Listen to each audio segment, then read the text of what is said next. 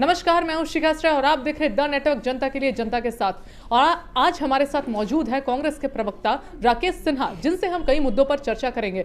वैसे कांग्रेस की महागठबंधन की सरकार है झारखंड में, और जब से इनकी सरकार बनी है, ये कहना गलत नहीं होगा कि झारखंड जो है अब धरने का राज्य बनते जा रहा है। हर चीज को लेकर धरना हो रहा है। तो आज सारे क्रॉस क्वेश्चन जो है वो कांग्रेस को जवाब तो देना पड़ेगा। तो हमारे साथ मौजूद है। तो सबसे पहले राकेश जी ये बताइए कि क्या वाकई में झारखंड जो है वो धरने का राज्य बनते जा रहा है? क्योंकि हर तरफ धरना, हर चीज को लेकर धरना। नहीं, हमें यह लगता है कि यह राज्य धरने का दंश नहीं झेल रहा, बल्कि इस राज्य भारतीय जनता पार्टी की बेरोजगारी का दंश झेल रहा है, जो धरने में परिणित है। भारतीय जनता पार्टी इस राज्य में बेरोजगार हो चुकी है। अब बेरोजगारी में इन्हीं के प्रधानमंत्री ने युवाओं को कहा था कि हम नौकरी नहीं दे सकते, अब पकोड़ा तलो। तो अब भारतीय जनता पार्टी के लोग पकोड़ा तल नहीं रहे हैं, अब ये लोग धरना दे रहे हैं। तो देते रहें। सरकार विकास की गति में लगी हुई है। हमारी प्रतिबद्धता इस राज्य को विकास के एक नए आयाम पर लेकर के जाने को है, और सरकार इन धरनों से नहीं डरती, नहीं घबराती। हमारा लक्ष्य विकास का है और हम उस लक्ष्य को पूरा करने की दिशा में सकारात्मक पहल कर रहे हैं। आपको लगता है मोदी जी डरे हुए हैं? क्योंकि चुनाव के जस्ट पहले 7 राज्यों में चुनाव होने वाले हैं, और वो किसान बिल जो 1-1.5 साल से इतने लोगों की मौत हुई है, शहादत हुई है किसान लोगों की, और अभी वो आके जब चुनाव के पहले वो सीधा आके हाथ जोड़ते हैं, माफी मांगते हैं, कहते हैं मैं सारे बिल वापस ले लूंगा। तो ये लगता है पूरा का पूरा सेट एजेंडा है।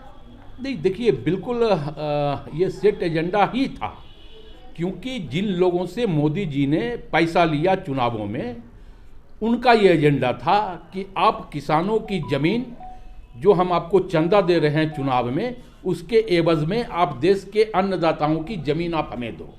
लेकिन मैं बधाई देता हूं देश के अन्नदाताओं को कि उन्होंने लंबा संघर्ष किया, और हमें लगता है कि यह संघर्ष आज़ादी का संघर्ष रहा देश के अन्नदाताओं का।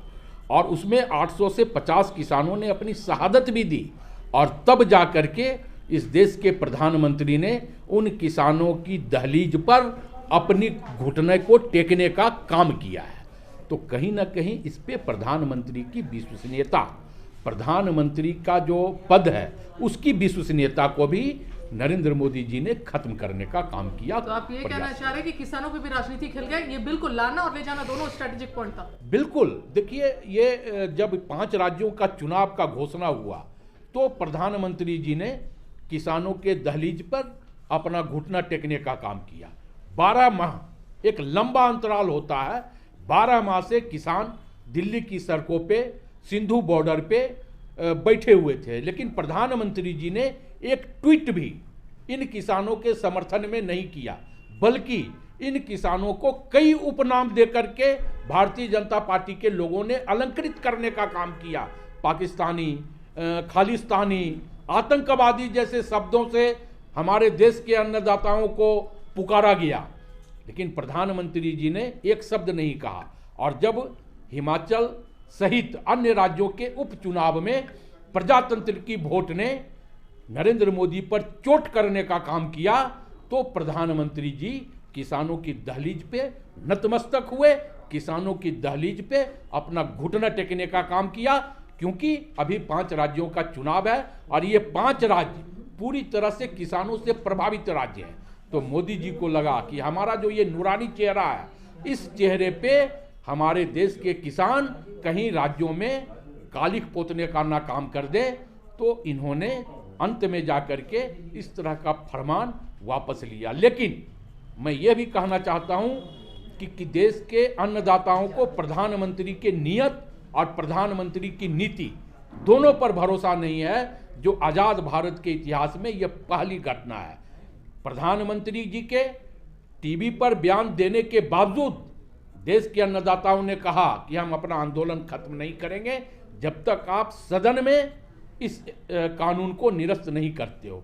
मतलब प्रधानमंत्री जी के शब्दों पर अगर देश के अन्नदाता भरोसा नहीं करते हैं, तो हमें यह लगता है कि 3 कृषि कानून को निरस्त करने के अलावा प्रधानमंत्री जी को भी अपने पद से इस्तीफा दे देना चाहिए। चलिए झारखंड की बात करें तो जिस हिसाब से जेपीएससी पर अभ्यर्थियों पर जिस तरह से लाठीचार्ज किया गया है, इसको आप कैसे सही ठहरा सकते हैं? इसको जस्टिफाई आप कैसे किए? कहीं ना कहीं ये गलत है। जिन हाथों में कलम होनी चाहिए उसका आप उल्लंघन कर रहे हैं। बिल्कुल, देखिए मैं भी इस बात को मानता हूँ, लेकिन हमें यह लगता है कि जेपीएससी के अभ्यर्थियों को भारतीय जनता पार्टी बरगला रही है।